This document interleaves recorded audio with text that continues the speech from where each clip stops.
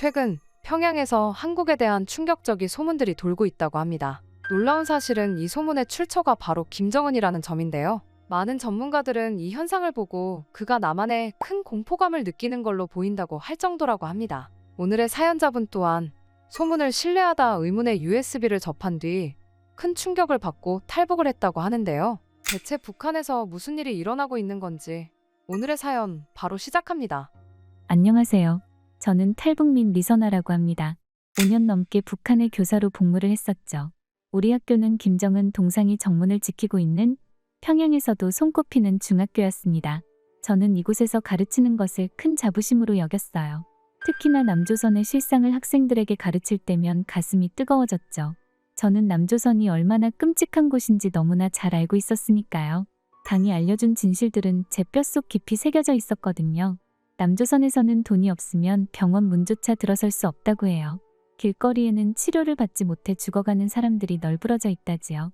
특히 거지들이 자기 장기를 팔아 겨우 목숨을 연명하고 굶주린 사람들이 미군의 군화를 닦아 한 끼 밥을 구걸한다는 사실을 들을 때마다 우리의 현실이 얼마나 축복받은 것인지 다시 한번 깨달았습니다. 이건 단순한 소문이 아니었습니다. 당에서 직접 확인한 진실이자 제가 평생 교육받아온 엄연한 현실이었으니까요. 최근에는 이런 진실을 학생들에게 알려주는 일이 더욱 중요해졌어요.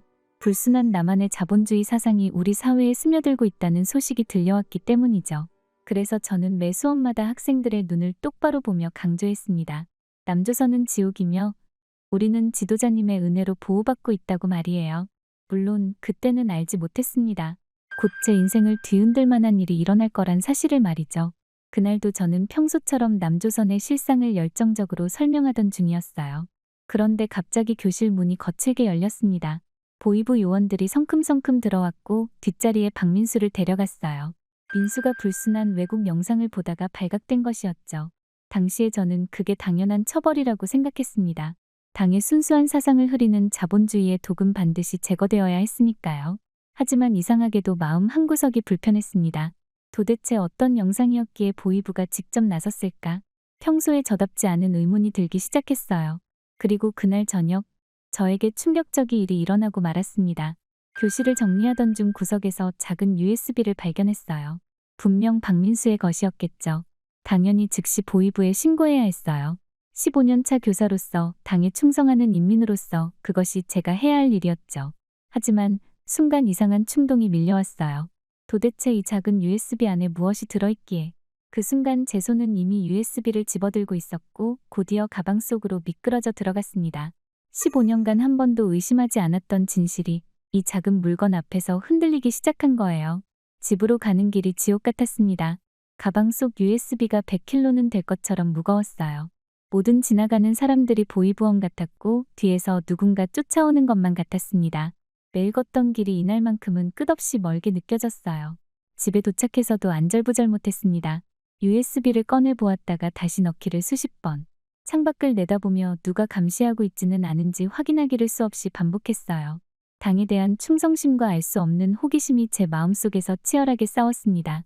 남편 박진혁이 퇴근하고 돌아왔을 때 저는 더는 혼자 이 무게를 견딜 수 없었어요. 떨리는 손으로 USB를 보여주며 모든 걸 털어놓았습니다. 남편의 얼굴이 창백하게 변했고 무거운 침묵이 흘렀어요. 하지만 그가 한 말은 예상과 달랐습니다. 같이 봐보자. 그 한마디에 우리의 운명이 바뀌었습니다. 평생을 굳게 믿어온 진실이 이제 막 흔들리기 시작한 거예요. 이 순간이 우리 부부의 인생을 완전히 뒤바꿔 놓으리란 걸 그때는 전혀 알지 못했습니다. 그날 밤 우리 부부는 죽음을 각오하고 컴퓨터를 켰습니다. 호흡이 거칠어지는 게 느껴졌어요. 창문을 꼼꼼히 가리고 방음을 위해 이불도 덮었죠. 혹시나 빛이 새어나갈까봐 걱정되어서 수건으로 문틈까지 막았습니다. 떨리는 손으로 USB를 꽂는 순간 심장이 터질 것만 같았어요. 화면이 깜빡이더니 영상이 나타났습니다. 남조선 드라마였어요. 처음 본 장면은 서울의 거리 풍경이었는데 눈을 의심할 수밖에 없었습니다. 높이 솟은 빌딩들은 유리로 반짝였고 거리는 깨끗하게 정돈되어 있었죠. 사람들은 화려한 옷을 입고 자유롭게 웃으며 걸어 다녔어요. 거지는커녕 굶주린 사람 한 명 보이지 않았습니다. 장기를 팔러 나온 사람도 미군 군화를 닦는 사람도 없었어요. 우리가 믿어왔던 모든 것과는 너무나도 다른 광경이었죠. 이게 말이 되나요? 남편이 중얼거렸어요. 목소리가 떨렸습니다. 우리가 알던 남조선이 맞나? 이럴 수가. 조작된 영상일 거예요. 제가 말했지만 제 목소리도 흔들렸습니다. 선전물일 거예요. 그럴 수밖에 없어요. 하지만 말을 할수록 제 확신은 점점 사라져갔어요. 드라마는 계속 이어졌고 더 놀라운 장면들이 펼쳐졌어요. 식당 장면이 나왔는데 상다리가 부러질 것 같은 음식들이 가득했습니다. 삼겹살, 갈비, 생선. 그것도 평범한 가정집 식탁이었어요. 우리나라에서는 명절 때도 보기 힘든 광경이 일상인 듯했죠. 그들은 마치 당 간부들처럼 풍족하게 먹고 있었어요. 남편은 숨도 제대로 쉬지 못했습니다. 저기 봐요. 저 뒤에 있는 냉장고. 우리 학교 교장 선생님 댁에 있는 것보다 더 크잖아요? 정말 그랬어요. 하얀 냉장고는 천장까지 닿을 듯했고 문을 열 때마다 가득 찬 식재료가 보였죠. 우리나라에서는 상상도 할 수 없는 풍요로움이었습니다. 더 충격적인 건 그들의 일상이었습니다. 드라마 속 가난한 학생이라는 캐릭터가 김밥과 라면을 먹는 장면이 나왔는데 저도 모르게 웃음이 나왔어요. 저게 가난한 거라고. 우리나라에선 당간부도 쉽게 못 먹는 음식인데 설마 이걸 가난하다고 하는 건가요? 남편이 고개를 절레절레 저었습니다. 이런 걸 조작했다고. 너무 자연스러워요. 거짓말치고는 너무 완벽하단 말이에요. 저기 봐요. 저 학생 옷도 우리나라 대학생들보다 더 좋아 보여요. 밤새도록 영상을 봤습니다. 매 장면이 충격이었어요. 24시간 전기가 들어오는 도시, 마음대로 여행 다니는 사람들, 자유롭게 연애하는 젊은이들. 우리가 15년 넘게 가르쳐온 모든 것이 거짓이었다는 사실이 점점 또렷해졌죠. 한 장면 한 장면이 우리의 신념을 무너뜨렸어요. 새벽녘, 남편과 서로를 바라봤어요. 말은 하지 않았지만 둘 다 같은 생각을 하고 있다는 걸 알 수 있었습니다. 이제 우리는 알아버렸어요. 다시는 예전처럼 살 수 없을 것 같았죠. 진실은 독약 같았어요. 한번 맛보면 다시는 거짓을 삼킬 수 없게 되는. 하지만 고민할 시간이 많지 않았습니다. 다음 날 아침 보이부가 학교에 들이닥쳤어요. 박민수의 집을 뒤지고 그의 친구들을 신문하기 시작했죠. USB를 찾기 위해서였을 텐데 제 가방 속에 있다는 걸 아무도 모르겠죠. 그들의 눈빛은 매서웠고 질문은 날카로웠어요. 교실에서 수업을 하는 내내 식은땀이 흘렀어요. 복도를 지나가는 발소리만 들려도 가슴이 덜컥 내려앉았습니다. 창가에 앉은 학생이 기침만 해도 깜짝 놀랐죠. 하지만 동시에 이상한 평온함도 느꼈어요. 이제 진실을 알게 된 후에는 거짓말로 아이들을 가르치는 게 너무나 괴로웠으니까요. 매 수업 시간이 고문 같았습니다. 그날 저녁 보이부는 박민수의 집을 다시 뒤졌다고 해요. 아무것도 찾지 못했지만 그들은 포기하지 않을 겁니다. 증거만 찾으면 박민수는 처형될 거예요. 하지만 제가 USB를 계속 숨기고 있다면 어쩌면 그의 목숨을 살릴 수 있을지도 모르죠. 이 생각을 하니 마음이 조금은 편해졌어요. 며칠이 지나면서 보이부의 감시는 점점 더 심해졌어요. 학교 주변에 수상한 사람들이 늘어났고 교사들 사이에서도 이상한 소문이 돌기 시작했습니다. USB가 여러 개였다더라.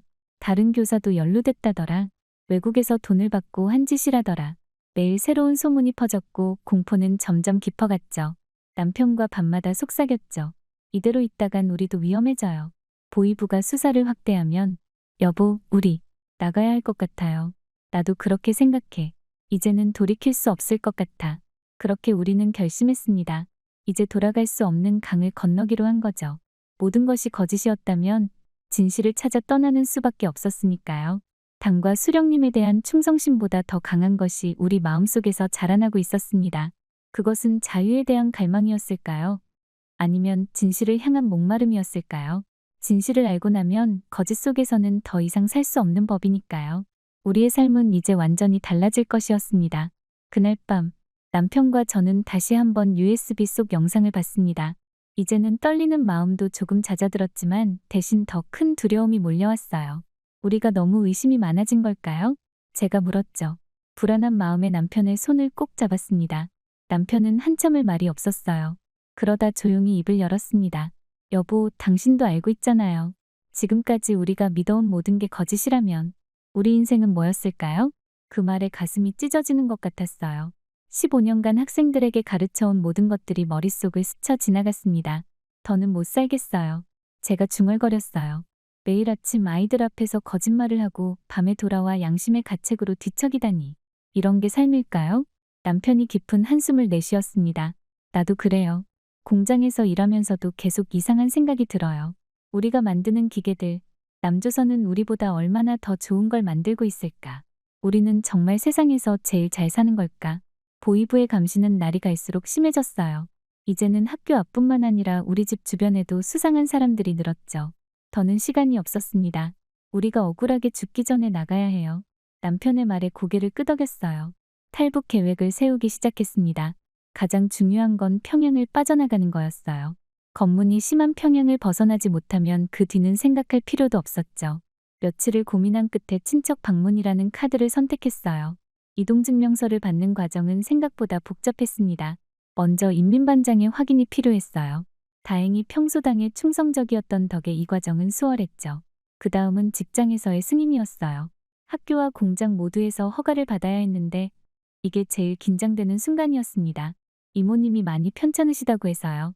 교장실에서 떨리는 목소리로 말씀드렸어요. 다행히 교장 선생님은 별다른 의심 없이 서류에 도장을 찍어주셨죠. 남편도 공장장의 승인을 받는데 성공했고요. 하지만 진짜 문제는 보이부의 허가였습니다. 보이부 사무실에 들어설 때의 긴장감은 평생 잊지 못할 거예요. 심장이 터질 것 같았죠. 책상 너머로 차가운 눈빛을 보내는 보이부원 앞에서 저는 최대한 담담한 척 해야 했어요. 함경북도 청진에 계신 이모님이 위독하시다고 합니다. 약 보름 정도 다녀오려고 해요. 보이부원이 서류를 꼼꼼히 살폈어요. 최근에 자주 연락하셨나요? 네, 한 달에 2-3번은 통화했어요. 이번에는 목소리가 많이 안 좋으셔서 다행히 평소 이모님과 통화했던 기록이 있어서 의심을 피할 수 있었습니다. 하지만 이동증명서를 받기까지 꼬박 일주일이 걸렸어요. 그 일주일 동안 우리는 다른 준비도 해야 했죠. 브로커를 찾는 건 남편의 몫이었어요. 직접적으로 물어볼 순 없었기에 우회적인 방법을 썼죠. 공장 동료들과 술자리를 자주 가졌어요. 술김에 이런저런 이야기가 나올 때 국경 쪽에 장사하러 다니는 사람 없나? 하고 슬쩍 물어보는 시기였죠. 마침내 한 브로커를 소개받았어요. 첫 만남은 시장 구석진 곳에서 이뤄졌습니다. 그는 말수가 적었지만 눈빛만큼은 날카로웠어요. 국경까지 가는 길은 제가 알려드리겠습니다. 하지만 그 이후는 보장할 수 없어요. 그의 말에 가슴이 철렁 내려앉았지만 이미 돌이킬 수는 없었죠. 준비물을 모으는 것도 큰 과제였어요. 한꺼번에 많은 물건을 사면 의심을 살 수 있어서 며칠에 걸쳐 조금씩 준비했습니다. 두꺼운 겨울옷, 장갑, 방하나. 특히 방한복은 생존과 직결된 문제라 신경 써서 골랐어요. 돈을 마련하는 것도 조심스러웠습니다. 집에 있는 귀중품들을 조금씩 팔았어요. 텔레비전은 고장 났다고 하면서 수리점에 맡긴 척하고 팔았고 남편의 시계도 없애버렸죠. 하지만 너무 많은 걸 한꺼번에 팔면 의심받을 수 있어서 조심했어요. 가장 힘들었던 건 평소처럼 행동하는 거였습니다. 학교에서 수업하고 회의에 참석하고 동료 교사들과 웃으며 이야기를 나누면서도 가슴이 찢어질 것 같았어요. 이게 마지막이 될 거란 걸 알면서도 아이들 한 명 한 명의 얼굴을 똑똑히 보려 했죠. 출발 전날 마지막으로 계획을 점검했어요. 이동증명서, 식량, 옷까지 모든 게 완벽해야 했습니다. 이모님께는 아무 말씀도 못 드리기로 했어요. 나중에 보이부 조사를 받으실 텐데 진짜로 모르시는 게 이모님을 보호하는 길이니까요. 마침내 아침이 밝았습니다. 이제 정말 떠나야 할 시간이에요. 마지막으로 집을 둘러보았죠. 15년간 살아온 우리의 보금자리. 당장이라도 울음이 터질 것 같았지만 꾹 참았어요. 울 시간도 뒤돌아볼 시간도 없었으니까요. 이모님 댁에 도착하고 약속한 시간이 되자 우리는 조용히 집을 빠져나왔습니다. 한치의 실수도 용납되지 않는 순간이 시작된 거예요. 브로커와 만난 곳은 어둠에 잠긴 강가였어요. 군인들이 20분마다 순찰을 돕니다. 타이밍을 놓치면 끝이에요. 안내인의 말에 온몸이 굳었습니다. 영하 20도의 한겨울 밤 공기가 뼛속까지 파고들었어요. 두꺼운 방한복을 입었는데도 이가 딱딱 부딪혔죠. 얼어붙은 강을 건너는 건 생각보다 훨씬 힘들었어요. 발밑에 얼음이 너무 미끄러워서 한 발자국 내디딜 때마다 심장이 멎는 것 같았습니다. 게다가 조금만 세게 밟아도 얼음이 금가는 소리가 났어요. 그 소리가 총소리보다 더 크게 들렸죠. 강 중간쯤 왔을 때였어요. 멀리서 손전등 불빛이 보였습니다. 숨이 턱 막혔어요. 엎드리세요. 빨리. 안내인의 다급한 속삭임에 우리는 얼음 위에 엎드렸죠. 하얀 방한복이 눈과 섞여 보이길 간절히 기도했어요. 하지만 손전등 불빛이 점점 가까워졌어요. 이제는 군인들의 발자국 소리까지 들렸습니다. 도망칠 시간도 없었어요. 물속으로. 안내인이 소리쳤죠. 얼음을 깨고 물속으로 들어가는 순간 온몸이 얼어붙는 것 같았어요. 영하의 물속은 그야말로 지옥이었습니다. 숨을 쉴 수도 없었고 온몸이 바늘로 찌르는 것처럼 아팠어요. 심장이 얼어붙는 것 같았죠. 하지만 가장 무서운 건 추위가 아니었어요. 물 위로 머리를 내밀면 바로 총알이 날아올 거라는 공포였죠. 시간이 멈춘 것 같았어요. 이대로 죽는 건가? 그런 생각이 들 때쯤 안내인이 신호를 보냈습니다.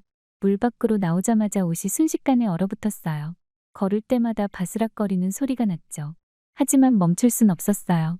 다리는 얼어붙어 감각이 없었지만 필사적으로 달렸습니다. 중국 땅까지 앞으로 마지막 힘을 짜내며 한 발자국씩 내디뎠어요. 이제 중국입니다. 안내인의 말에 그대로 주저앉고 말았어요. 남편과 서로를 바라보며 울음을 터뜨렸죠. 하지만 이게 끝이 아니었어요. 중국에서의 삶은 또 다른 지옥이었습니다.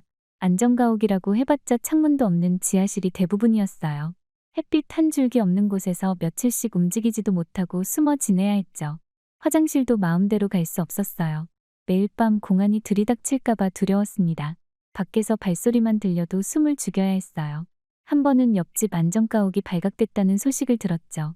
그들은 모두 북한으로 강제 송환됐다고 해요. 그날 밤 저는 잠도 못 잤습니다. 한 달이 지났을까? 새로운 브로커가 찾아왔어요. 한국으로 가실 수 있습니다. 하지만 위험해요. 위험하지 않은 게 뭐가 있었나요? 우린 이미 죽음의 문턱까지 다녀왔으니까요. 제3국으로 가는 과정도 숨막히는 순간의 연속이었어요. 국경을 넘을 때마다 가짜 신분증을 써야 했고 검문을 통과할 때마다 심장이 터질 것 같았죠. 비행기를 탈 때는 더했어요. 혹시라도 서류에 문제가 있다고 붙잡히면 모든 게 끝인 거였으니까요. 마침내 인천공항행 비행기에 올랐습니다. 창밖으로 보이는 구름이 마치 자유를 향한 길처럼 느껴졌어요. 하지만 여전히 긴장을 늦출 수는 없었죠. 북한에서 도망쳐 나온 후로 처음으로 안도의 한숨을 쉰 건 입국 심사대를 통과한 그 순간이었어요. 인천공항에 발을 디딘 순간 우리는 믿을 수 없는 광경을 마주했습니다. USB에서 봤던 그 모든 것들이 눈앞에 펼쳐져 있었어요. 반짝이는 유리창, 깨끗한 바닥, 밝은 조명. 심지어 공항 청소부들의 옷차림도 북한의 간부들보다 더 좋아 보였죠. 거짓말처럼 깨끗한 화장실, 쉴 새 없이 오가는 사람들, 아무도 감시하지 않는데도 질서정연한 모습. 모든 게 신기했어요. 특히 사람들의 표정이 달랐습니다. 북한이나 중국에서 본 굳어진 얼굴들이 아닌 자유롭고 밝은 표정들이었죠. 공항을 빠져나오자마자 우리는 완전히 다른 세상에 서 있었습니다. 고층 빌딩들이 하늘을 찌를 듯이 솟아 있었어요. 모든 건물이 유리로 반짝이는 게 마치 동화 속 성처럼 느껴졌죠. 평양의 류경 호텔도 이렇게까지는 웅장해 보이지 않았어요. 특히나 놀라웠던 건 거리의 모습이었습니다. 쓰레기 하나 없이 깨끗했고 인도의 보도블록 하나하나가 반듯하게 정돈되어 있었어요. 평양에서는 상상도 할 수 없었던 풍경이었죠. 버스와 지하철은 쉴 새 없이 움직였고 택시들은 반짝반짝 광이 났어요. 이게 우리가 배운 지옥이라고요? 제가 중얼거렸습니다. 남편이 고개를 끄덕였어요. 평양보다 더 깨끗해. 이건 정말 거짓말이 아니야. 거리를 지나는 사람들의 모습도 충격적이었어요. 화려한 옷차림은 물론이고 모두가 당당하게 걸어다녔죠. 평양에서는 늘 고개를 숙이고 조심스럽게 걸어야 했는데 여기서는 모두가 자유롭게 웃고 떠들며 다녔어요. 국정원에 도착하자 직원들이 우리를 맞이했습니다. 보이부처럼 위압적이지 않고 오히려 친절하게 대해주었어요. 식사부터 하시죠. 하면서 내놓은 게 라면과 김밥이었습니다. 이거 왜 주시는 거죠? 제가 조심스럽게 물었어요. 아, 이동하시느라 배고프실 것 같아서요. 일단 간단하게라도 드시라고요. 저와 남편은 서로를 바라봤어요. 간단하게라고요? 이게요? 북한에서 라면은 명절에나 먹을 수 있는 귀한 음식이었어요. 김밥은 더 말할 것도 없었죠. 당 간부들도 쉽게 맛보기 힘든. 그런데 여기선 그저 간단한 음식이라니. 라면을 끓이는 뜨거운 물도 그냥 수도꼭지에서 나왔어요. 북한에서는 물을 끓여서 써야 했는데 이건 그냥 트는 것만으로 뜨거운 물이 나오는 거예요. 첫날 밤을 보낸 임시 숙소에서는 더 큰 충격이 기다리고 있었습니다. 욕실에 들어섰는데 수도꼭지만 틀면 온수가 펑펑 쏟아지는 거예요. 북한에서는 겨울에도 찬물로 씻어야 했는데 여기선 따뜻한 물이 무제한으로 나왔죠. 여보, 여기 좀 봐요. 제가 소리쳤죠. 물을 데울 필요가 없어요. 그냥 나와요. 남편도 놀란 눈으로 욕실을 둘러보더니 화장실 옆 휴지통을 가리켰어요. 저기 봐요. 휴지가 무제한이에요. 북한에서는 화장실 휴지를 구하는 것조차 힘들었어요. 신문지를 잘라서 쓰는 게 일상이었죠. 그런데 여기선 부드러운 휴지가 그냥 빛이 되어 있다니. 심지어 공중화장실에도 휴지가 있었어요.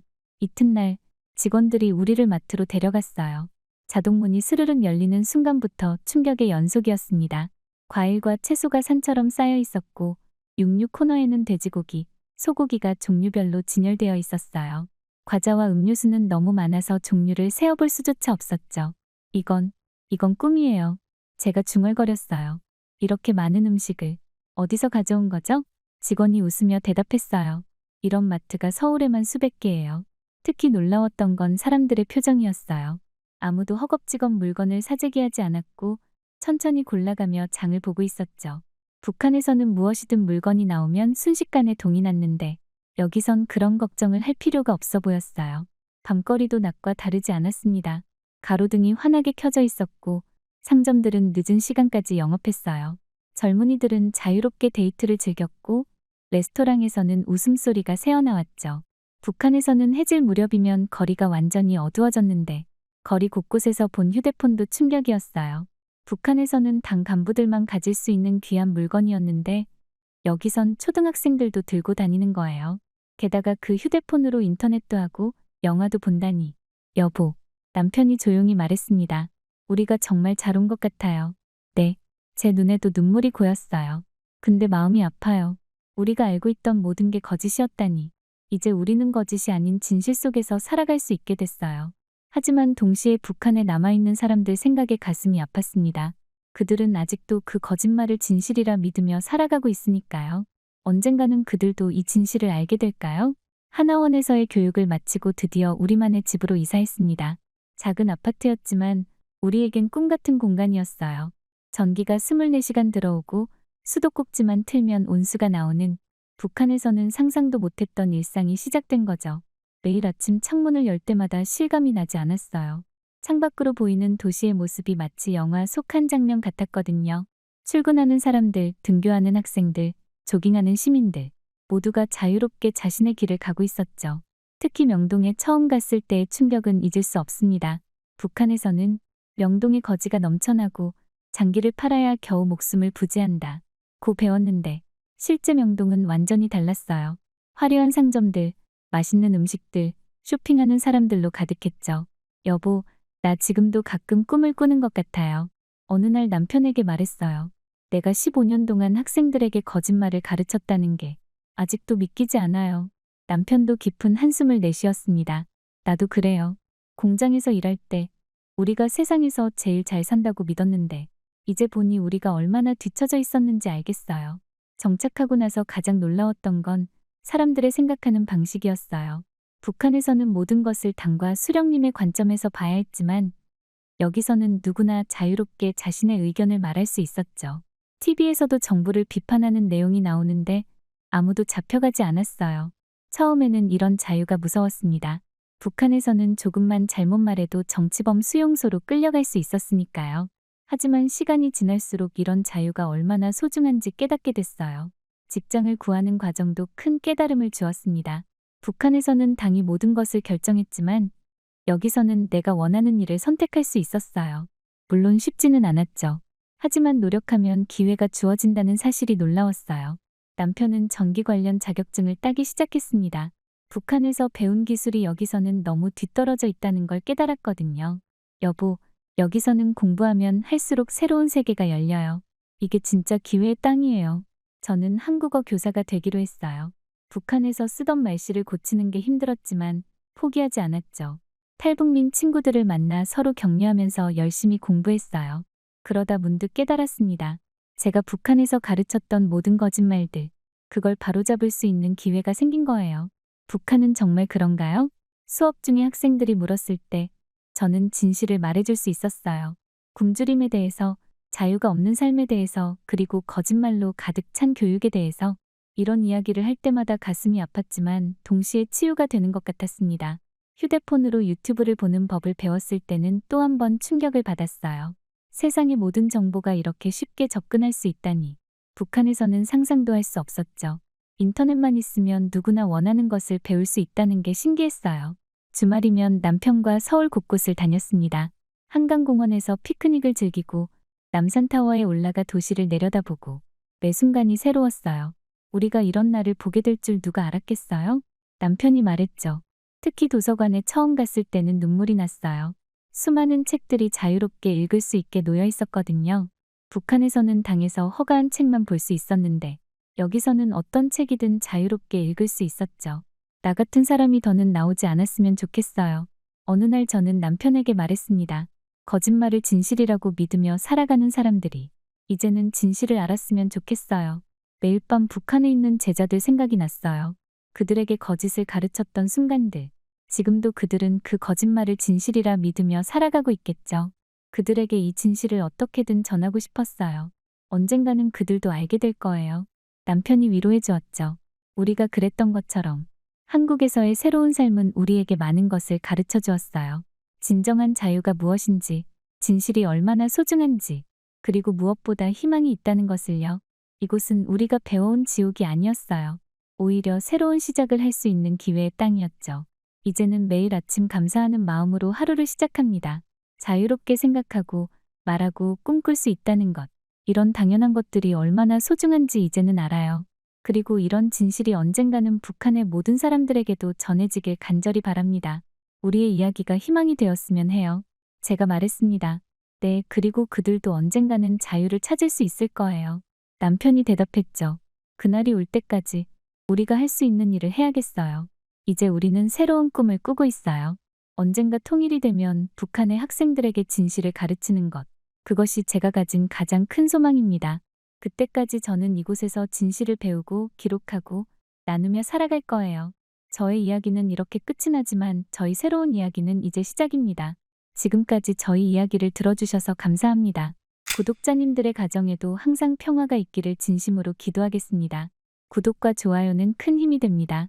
당장 벗지 않으면 찢겨지게 될 거야. 지도자님 제발. 오늘의 사연은 기쁨조로 일을 하다 김정은의 잔혹성을 직접 겪고 충격을 받아 대한민국으로 귀순한 분의 이야기입니다. 미래 씨는 기쁨조 중에서도 김정은에게 가장 총애를 받는 최측근이었기에 많은 이들의 질투를 샀다고 하는데요. 하지만 화려해 보이는 그녀의 것과는 다르게 그 이면에는 매일같이 김정은의 방으로 불려가야만 하는 고충이 있었다고 합니다. 그리고 그곳에서 일어난 일들은 차마 입에 담을 수 없을 만큼 끔찍했다고 하는데요. 오늘 미래 씨가 들려줄 이야기는 그동안 알려지지 않았던 김정은의 비밀스러운 취향들과 기쁨조에 숨겨진 비밀들을 낱낱이 보여줄 것입니다. 부디 여러분의 귀를 쫑긋 세워주시길 바랍니다. 안녕하세요. 저는 현미래라고 합니다. 북한에서 한때 기쁨조의 일원으로 일을 했었죠. 그리고 잠깐이었지만 그의 잔혹함 또한 직접 겪었고요. 이렇게 남한에서 김정은에 대한 이야기들을 폭로할 수 있다니 정말 꿈만 같습니다. 북한에서는 상상도 할 수가 없는 일이니까요. 17살 때까지만 해도 평범한 청진 소녀였습니다.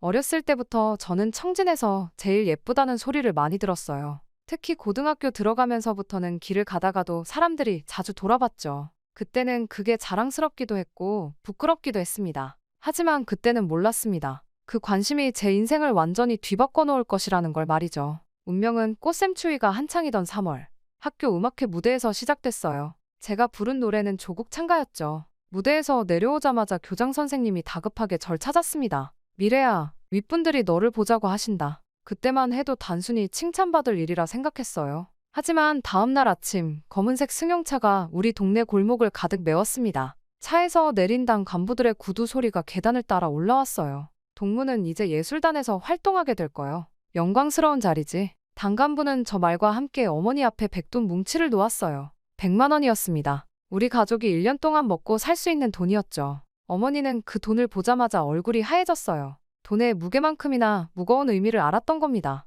저희리 미래는 아직 어린애입니다. 제발. 결국 어머니는 당간부의 무릎 앞에 주저앉으셨어요. 아버지는 벽에 기대어 서서 담배만 피우셨습니다. 평생 처음 보는 아버지의 떨리는 손이 아직도 선명히 기억나요. 동무, 당의 결정을 거역하겠소. 당간부의 말에 집안의 공기가 얼어붙었습니다. 침묵 속에서 저는 결국 입을 열었어요. 어머니, 전 괜찮아요. 가고 싶어요. 거짓말이었습니다. 무서웠어요. 하지만 부모님의 눈물 어린 침묵이 더 무서웠죠. 그리고 이틀 뒤 당간부들은 다시 찾아왔습니다. 짐을 싸라? 는 말 한마디였어요. 달랑 트렁크 하나만 허락됐죠. 어머니는 밤새 속옷과 양말을 다려 넣어주셨어요. 그 따뜻한 기운이 마지막 가족의 온기였다는 걸 그때는 몰랐습니다. 기차에 오르기 전 저는 억지로 웃어 보였어요. 걱정 마세요. 곧 돌아올게요. 그때 본 어머니의 얼굴이 마지막이었습니다. 아버지는 끝내 배웅 나오지 않으셨고 동생들은 학교에 가고 없었죠. 기차가 동네를 빠져나가는 동안 고개를 돌려 우리 집을 바라봤어요.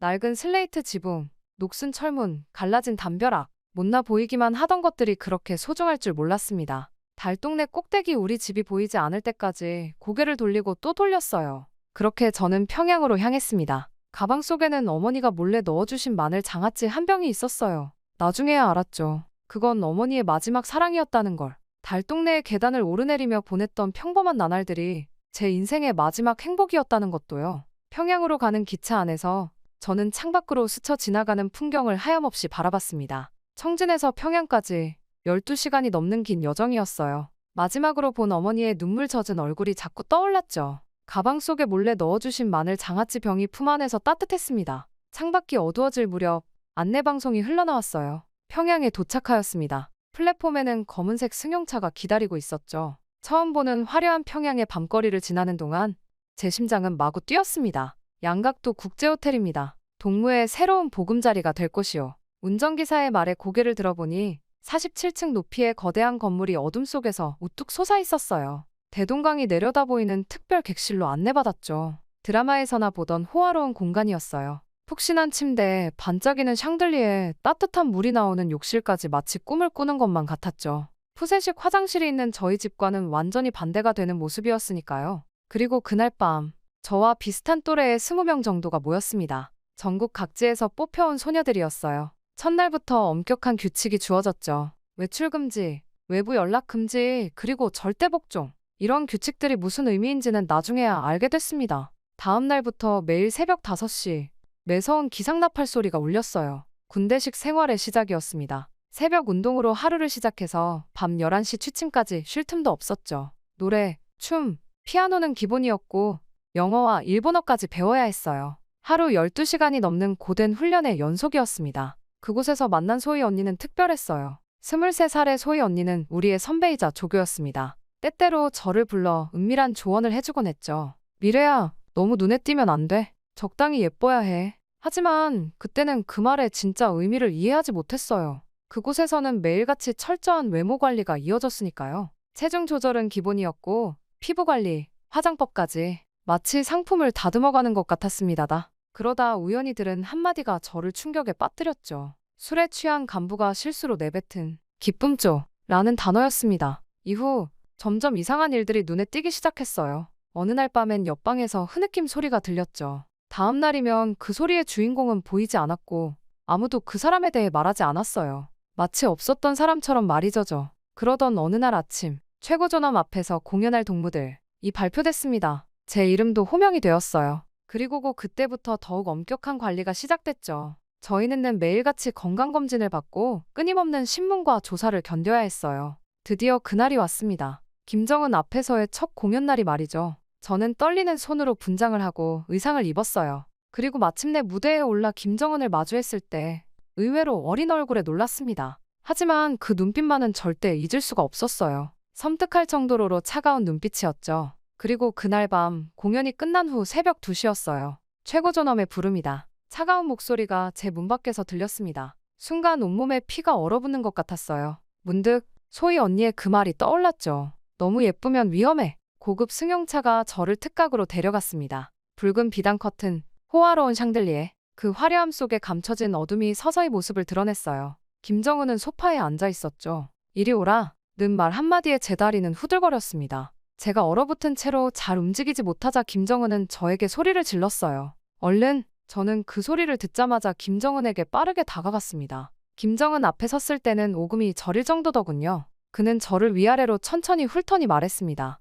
벗어. 순간 저는 제 두 귀를 의심했습니다. 이제껏 살면서 가족 앞에서도 옷을 벗어본 적이 없는데 처음 본 남자, 게다가 최고 지도자인 김정은 앞에서 옷을 벗어야 한다니. 수치심이 몰려왔죠. 제가 또 다시 우물쭈물하자 김정은은 갑자기 저에게 다가와 옷을 벗기기 시작했습니다. 제가 당황해서 눈물을 흘리자 제 뺨을 때리더군요. 이후 저는 아무런 소리도 내지 못했습니다. 김정은은 제 블라우스 단추를 다 뜯어버렸고 속옷까지도 거칠게 벗겨버렸어요. 온몸에 소름이 돋았습니다. 김정은은 그런 모습에 더 즐거워하더군요. 이윽고 제 뽀얀 살결에 김정은의 눈빛이 달라지는 것이 보였습니다. 그는 천천히 저희 살결을 손가락으로 훑기 시작하더니 나중에는 입을 맞추더군요. 저도 모르게 제 입에서 이상한 소리가 나자 그는 더욱더 거칠게 제 몸에 입을 맞추기 시작했어요. 가슴을 만지기 시작할 때는 제 얼굴이 이미 빨개져 있었습니다. 그렇게 그의 혀가 제 입으로 들어왔고 저는 그저 인형처럼 가만히 있을 수밖에 없었습니다. 이후 침대로 눕혀진 저는 자신의 얼굴을 똑바로 쳐다보라는 김정은의 말에 눈물을 흘리며 그의 얼굴을 계속해서 쳐다보기만 했어요. 그때 그의 표정은 지금도 잊혀지지가 않습니다. 그렇게 시작된 3일은 지금도 생각하면 숨이 막혀요. 매일 밤 특각으로 불려갔습니다. 도망칠 수도 거부할 수도 없었죠. 낮에는 비단 옷과 보석으로 치장하고 밤이면 차마 말로 표현할 수 없는 시간들이었습니다. 매일같이 김정은이 원하는 대로 해주어야만 했으니까요. 그리고 그 행위들은 차마 제 입으로 이야기하기가 힘드네요. 3일간의 시간이 지난 후 제 생활은 완전히 달라졌습니다. 김정은은 저를 특별히 총애했어요. 미래가 제일 예쁘다 며 다른 기쁨조 앞에서도 저를 노골적으로 편애했죠. 가끔은 지나가다가 제 가슴을 치고 갈 때도 있었습니다. 사람들 몰래 말이죠. 그럴 때마다 정말 죽고 싶더군요. 게다가 매일 새로운 선물이 방으로 배달됐어요. 고급 화장품, 비단옷, 보석들. 심지어 양각도 호텔에서 제일 전망 좋은 방으로 옮겨졌습니다. 그러면서 다른 기쁨조 멤버들의 시선이 달라지기 시작했어요. 겉으로는 친절했지만 그들의 눈빛에서 질투와 시기를 느낄 수 있었죠.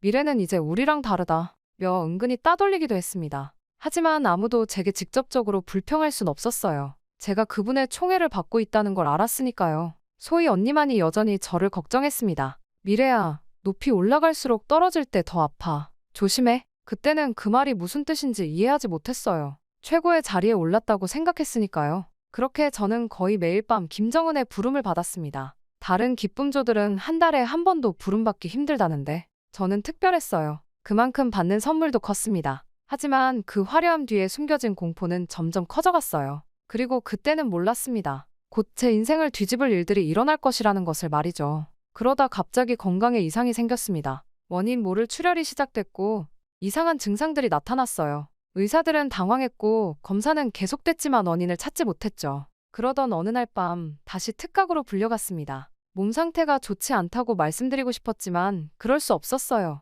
방 안에 들어서는 순간 김정은의 표정이 순식간에 일그러졌습니다. 이게 무슨 냄새지? 차갑고 날카로운 목소리였어요. 저도 몰래 맡아보니 비린내 같은 게 났죠. 속옷을 살펴보니 이상한 분비물이 묻어 있었어요. 공포에 질린 채 서 있는데 김정은이 갑자기 소리를 질렀습니다. 당장 나가. 더러운 게. 그의 목소리에는 분노와 혐오가 가득했어요. 손수건으로 코를 막은 채 마치 전염병 환자를 대하듯 저를 밀쳐냈습니다. 복도로 쫓겨나오는 순간 뒤에서 들리는 고함 소리. 다시는 이런 불결한 것을 내 앞에 데려오지 마라. 그날 새벽 누군가 제 방문을 두드렸어요. 사복을 입은 낯선 간부였습니다. 짐을 싸라 는 말과 함께 건네받은 봉투. 그 안에는 단 한 줄. 불결 판정. 즉시 추방. 그렇게 하루아침에 모든 것이 변했어요. 어제까지 친하게 지내던 동기들의 차가운 시선, 복도에서 마주치면 피해가는 사람들. 마치 전염병 환자처럼 취급당했습니다. 짐을 싸는 시간조차 주어지지 않았어요. 양각도 호텔을 나서는 순간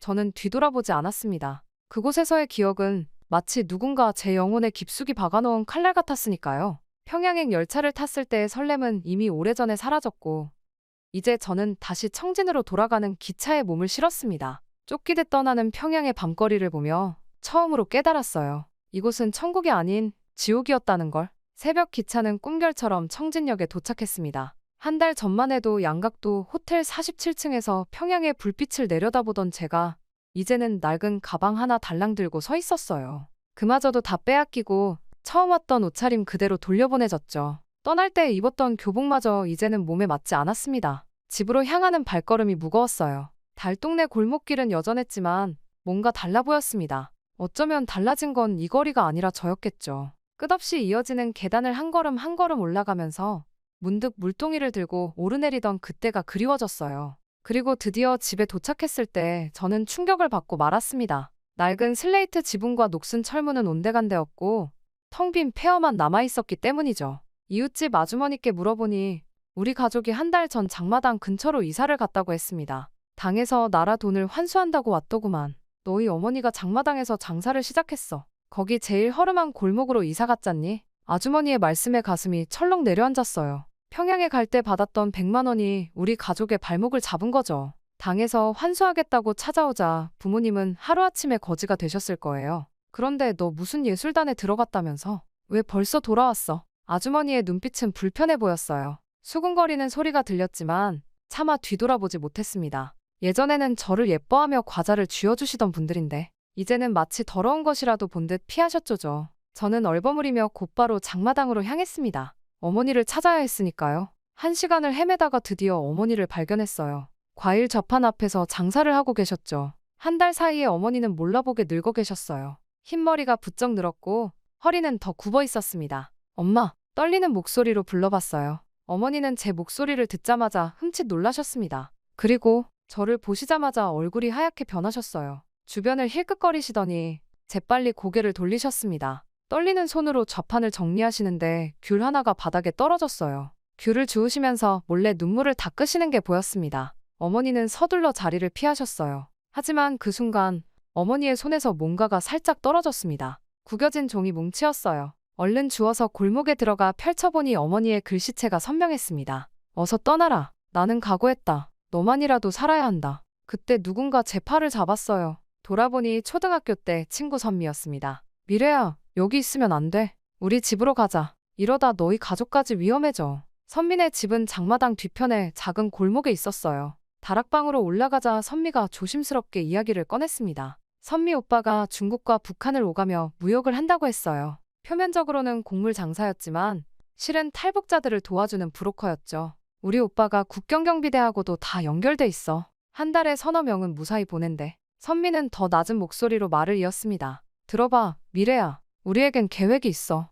그냥 탈북하면 가족들이 다 잡혀가. 하지만 우리는 달라. 내일 밤 두만강 상류에서 사고가 날 거야. 술에 취한 두 여자가 강물에 빠져 죽었다고. 시신은 못 찾았지만 신발과 옷까지만 발견됐다고 신고가 들어갈 거야. 너랑 나야. 평양에서 쫓겨난 기쁨조와 그의 유일한 친구가 수치심을 이기지 못하고. 이렇게 되면 당에서도 의심하지 않을 거야. 그날부터 본격적인 준비가 시작됐어요. 선미 오빠는 이미 다 준비해놨더군요. 위조된 통행증에는 제가 해산시 농장원으로 되어 있었어요. 장마당에서 농산물을 거래하러 가는 상인이란 설정이었죠. 이건 국경경비대 통과 서류야. 이름이랑 출신 성분까지 다 조작했어. 검문에 걸려도 절대 들통나지 않아. 밤마다 중국 지도를 외웠습니다. 두만강을 건너면 룽징, 거기서 옌지로 가는 길. 어디서 숨어야 하고 어디서 기차를 타야 하는지 머릿속에 지도가 그려질 때까지 반복했어요. 탈북 자금도 마련했습니다. 평양에서 받은 건 다 빼앗겼지만 속옷 안에 숨겼던 금목걸이 하나는 남아있었어요.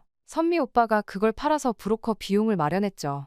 국경경비대에게 줄 뇌물도 준비했고요. 마지막 밤 우리는 각자 유서를 썼어요. 장마당 어딘가에 떨어뜨려 둘 거라고 했죠. 나중에 누군가가 발견하면 불쌍한 두 소녀의 마지막 흔적이 될 거예요. 떠나기 전 멀리서나마 가족들을 한 번 더 보고 싶었어요. 장마당을 서성이다 어머니를 발견했습니다. 늦게까지 장사하시는 어머니의 모습을 오래오래 바라봤어요. 어머니도 아셨을까요? 제가 이렇게 도망칠 거라는 걸. 그래서 그 쪽지를 남기신 걸까요? 동생들이 다니는 학교 앞도 지나갔어요. 교복 입은 아이들이 막 하교하는 시간이었죠. 동생은 보이지 않았지만 이제 다시는 볼 수 없을 동생들의 교복 모습을 머릿속에 새겼습니다. 선민의 다락방으로 돌아와 마지막 짐을 꾸렸어요. 얇은 옷 몇 벌과 신분증. 그게 전부였습니다. 내일이면 우리는 죽은 사람이 되는 거예요. 창밖에 별들이 유난히 밝아 보였습니다. 내일이면 모든 게 달라질 거야. 선미가 내 손을 꼭 잡았어요. 네, 이제 시작이에요. 평양에서의 악몽 같은 시간도 어머니의 아픈 외면도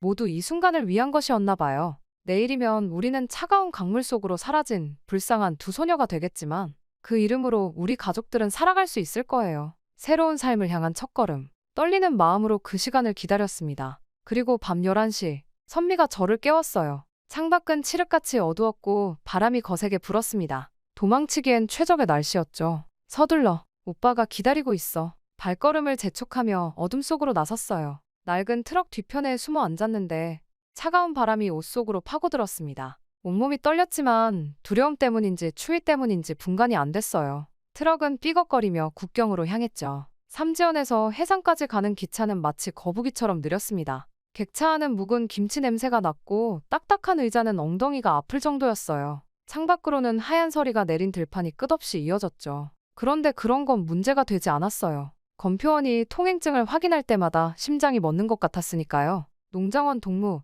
해상까지 가시나요? 네, 장마당에 물건 거래하러 가는 길입니다. 목소리가 떨리진 않았을까? 열차 안에서의 8시간이 8년처럼 느껴졌어요. 어둠 속에서 갑자기 국경경비대의 손전등 불빛이 비쳤을 때는 머리가 하얘졌습니다. 선미가 제 손을 잡아 끌며 뛰기 시작했어요. 그때였죠. 등 뒤에서 총소리가 들렸고 엉덩이에 뜨거운 것이 스쳤습니다. 미래야, 참아. 조금만 더. 선미의 목소리가 희미하게 들렸어요. 피를 흘리면서도 울 수 없었죠. 소리를 내면 들킬 테니까요. 숨을 참으며 달렸습니다. 다행히 어둠 속으로 도망칠 수 있었어요. 총알이 스친 상처가 아직 아픈데도 두만강으로 향했습니다. 차가운 바람이 상처를 파고들었지만 이를 악물었어요. 발목을 삐끗했지만 어둠을 틈타 얼어붙은 강을 건넜습니다. 강물 위로 기어가는 동안 온몸이 얼어붙는 것 같았어요. 손발의 감각이 사라졌고 숨을 쉴 때마다 폐가 찢어지는 것 같았습니다. 옷은 순식간에 얼음장이 됐죠. 하지만 멈출 순 없었어요. 뒤돌아보면 죽을 것 같았거든요. 강을 건너자마자 중국 국경수비대와 마주쳤습니다. 순간 다리에 힘이 풀렸어요. 여기서 잡히면 북송되고 정치범 수용소에 끌려가겠죠. 이대로 끝나는 건가? 그때 선미가 소리쳤어요. 뛰어. 필사적으로 도망치는 동안 신발이 벗겨졌습니다. 맨발로 뛰었어요. 돌부리에 발이 찢기고 가시덤불에 긁혀도 멈출 순 없었죠. 3km를 그렇게 달렸을까요? 숨이 턱까지 차올랐지만 살아야 한다는 생각뿐이었습니다. 쿤밍에서 라오스 국경까지는 3일이 걸렸어요. 밀림은 지옥 그 자체였습니다. 뜨거운 태양, 끈적한 습기, 온갖 독충들. 밤에는 늑대의 울음소리에 잠도 못 이뤘죠. 발에 물집이 잡혀 터지고 또 잡히길 반복했어요. 어느 날은 독사를 밟을 뻔했는데 선미가 먼저 보고 저를 밀쳐냈어요. 대신 선미가 물리고 말았죠. 선미를 업고 걸었습니다. 등에서 느껴지는 체온이 점점 뜨거워졌어요. 독이 퍼지고 있다는 걸 알았지만 발걸음을 멈출 순 없었습니다. 미래야, 나는 두고 가. 안 돼. 같이 가기로 했잖아. 조금만 더 참아. 다행히 소수민족 마을에서 만난 할머니가 약초를 주셨어요. 하루를 꼬박 쉬었더니 선미의 상태가 좋아졌습니다. 국경 근처 검문소가 가장 위험했어요. 마침 군인들이 트럭을 수색하고 있었거든요. 숨어있던 트럭 짐칸 틈새로 그들의 군화가 보였습니다. 숨소리도 내지 못한 채 2시간을 기다렸어요. 발각되면 즉시 체포. 그 생각에 온몸이 땀으로 젖었죠. 마지막 관문은 메콩강이었어요. 폭우가 쏟아지는 밤이었는데 강물은 마치 괴물처럼 으르렁거렸습니다. 나무로 만든 작은 배는 파도에 휩쓸릴 것처럼 위태로웠어요. 무서웠지만 이제 와서 포기할 순 없었죠. 메콩강을 건너고 나서도 한참을 더 걸었어요. 발바닥이 불에 타는 것 같았지만 멈출 수는 없었습니다. 라오스를 지나 태국으로 가는 길. 숲속에서 마주치는 뱀들, 거미들, 모깃떼들과의 사투였죠. 밤에는 호랑이가 울부짖는 소리에 잠들지도 못했어요. 마침내 태국 국경에 도착했을 때는 다리에 힘이 풀려 그대로 주저앉고 말았습니다.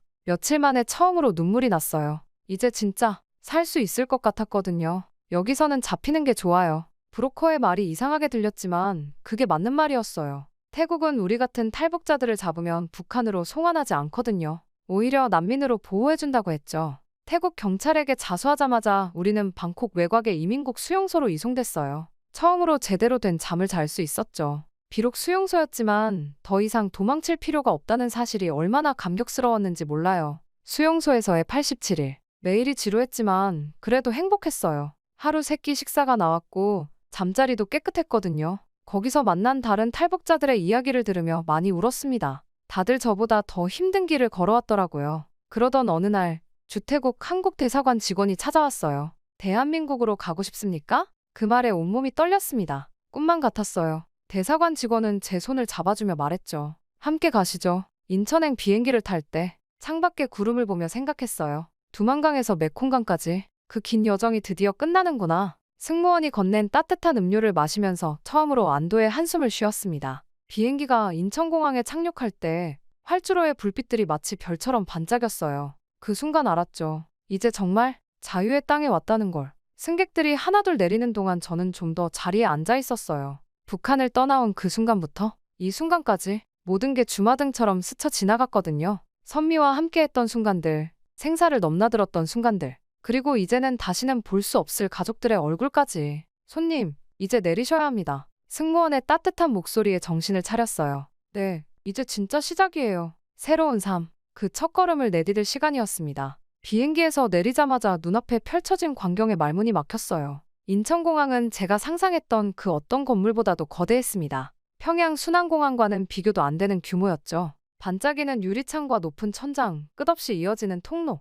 마치 영화 속 한 장면 같았어요. 이쪽으로 오세요. 안내원의 말을 따라 이동하는데 갑자기 바닥이 움직이기 시작했어요. 깜짝 놀라서 비명을 질렀죠. 나중에 알고 보니 그게 무빙워크더라고요. 사람들이 저를 쳐다보는데 얼굴이 빨개졌어요. 하지만 그건 시작에 불과했죠. 에스컬레이터 앞에서는 더 큰 실수를 했어요. 움직이는 계단을 보고 한참을 망설였거든요. 뒤에서 사람들이 기다리는데 첫 발을 내딛는 게 이렇게 어려울 줄 몰랐습니다. 결국 안내원이 손을 잡아주셨죠. 입국 심사를 마치고 공항 밖으로 나왔는데 밤인데도 너무 환했어요. 네온사인이 가득한 건물들 사이로 수많은 차들이 지나다녔죠. 마치 나처럼 밝은 거리를 걷는데 문득 경찰서처럼 보이는 곳이 눈에 띄었어요. 저기가 경찰서인가요? 동행하던 정착도우미가 웃으며 말씀하셨죠. 아니요, 그냥 편의점이에요. 24시간 문 여는 가게죠. 밤에도 문을 여는 가게라니. 그것도 매일? 믿기지 않았어요. 편의점에 들어가 보니 온갖 음식들이 진열돼 있었죠.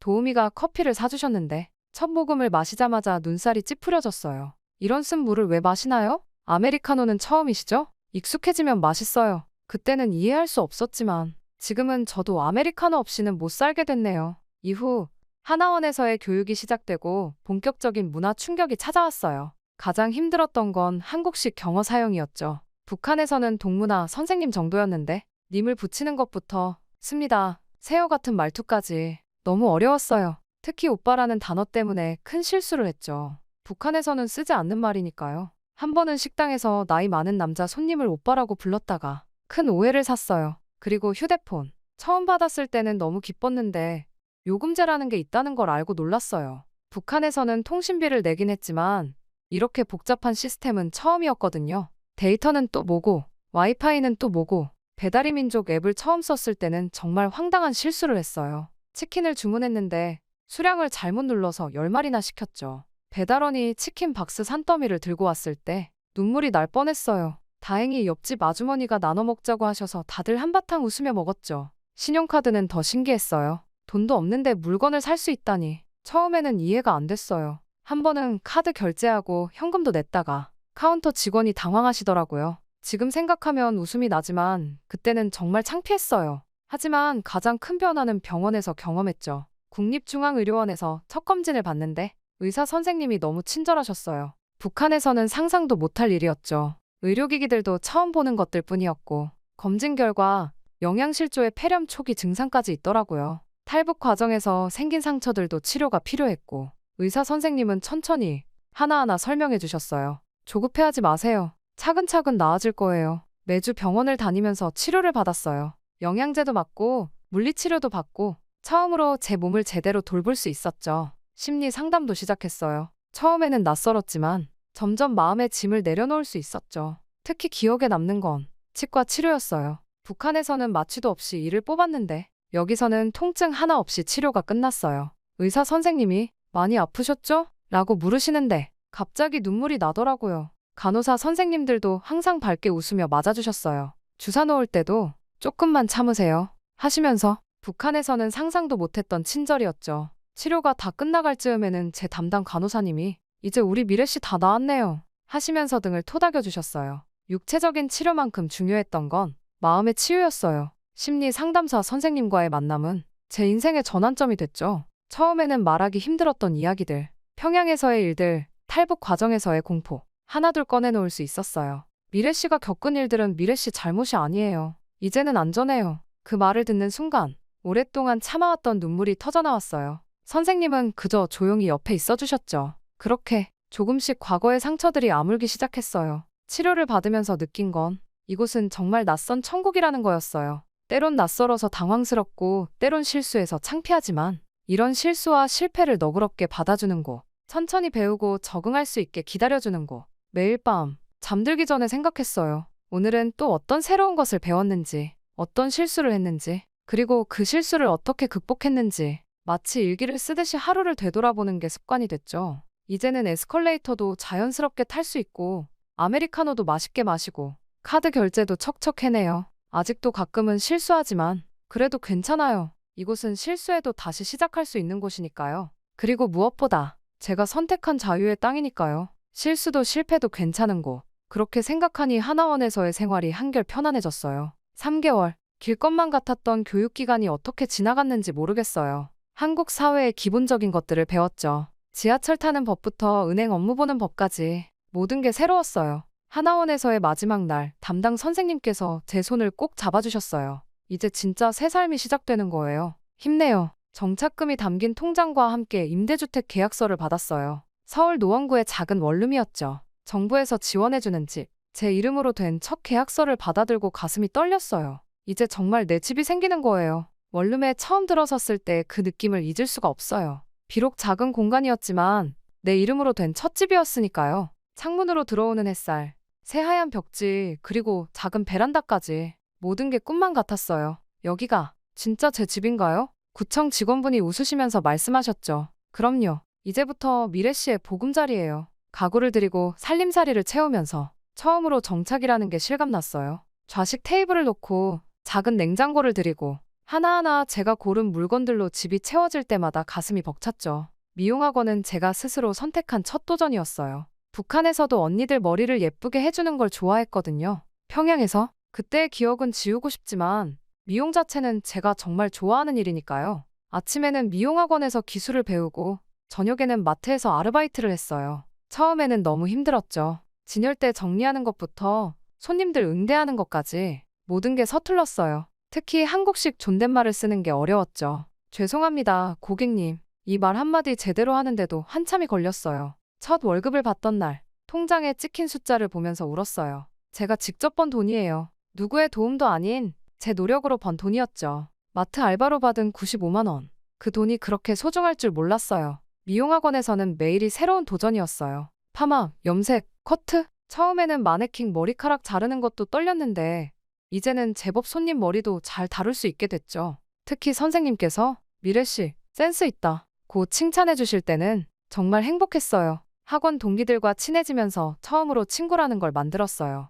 처음에는 제가 탈북자란 걸 말하기가 두려웠는데 용기를 내서 이야기했더니 오히려 더 챙겨주더라고요. 미래야, 너 정말 대단하다. 우리가 상상도 못할 일을 겪었을 텐데. 그렇게 조금씩 마음을 열면서 북한 인권단체의 강연에도 나가게 됐어요. 처음에는 떨리고 무서웠지만 제 이야기가 누군가에게 도움이 될 수 있다면 그 생각으로 용기를 냈죠. 이제는 탈북 청소년들의 멘토가 되어 그들의 이야기도 들어주고 있어요. 제가 겪었던 어려움을 겪는 아이들을 보면 더 힘이 나요. 누군가의 버팀목이 된다는 게 이렇게 행복한 일인 줄 몰랐어요. 미용실 창업이라는 새로운 꿈도 생겼어요. 매달 조금씩 돈을 모으고 있죠. 아직은 많이 부족하지만 언젠가는 제 가게를 열 수 있을 거예요. 그날을 위해 자격증 공부도 열심히 하고 있어요. 가끔은 북에 남아있는 가족들 생각에 잠을 이루지 못할 때도 있어요. 그럴 때마다 마음속으로 편지를 써요. 엄마, 아빠, 저 잘 살고 있어요. 걱정하지 마세요. 이제는 제가 스스로 선택하고 꿈꾸고 그 꿈을 이뤄가는 삶을 살고 있어요. 언젠가 우리가 다시 만날 수 있는 날이 올 거예요. 그때까지 건강하세요. 자유를 찾아온 선택? 힘들고 두려운 순간도 많았지만 후회하진 않아요. 이제는 당당하게 말할 수 있어요. 저는 대한민국 국민이라고. 그리고 언젠가 통일이 되면 제가 먼저 북에 가서 가족들을 데려올 거예요. 그때는 더 당당하게 보여줄 수 있을 것 같아요. 제가 이뤄낸 모든 것들을, 자유롭게 선택한 삶에서 피워낸 꿈들을 오늘도 거울을 보며 다짐해요. 미래야, 오늘도 수고했어. 내일은 더 멋진 하루가 될 거야. 이제는 제 이름처럼 밝은 미래를 향해 한 걸음씩 나아가고 있어요. 이제 저는 언젠가는 저희 가족들도 이곳으로 와서 저와 함께 행복하게 살기를 꿈꾸고 있어요. 그리고 지금 그 계획 또한 세우고 있는 중이죠. 그날까지 저는 계속해서 나아가려 합니다. 저의 이야기는 이렇게 끝이 나지만 저의 새로운 이야기는 이제 시작이랍니다. 부디 저의 앞날을 응원해 주시길 바랍니다. 지금까지 저희 이야기를 들어주셔서 감사합니다.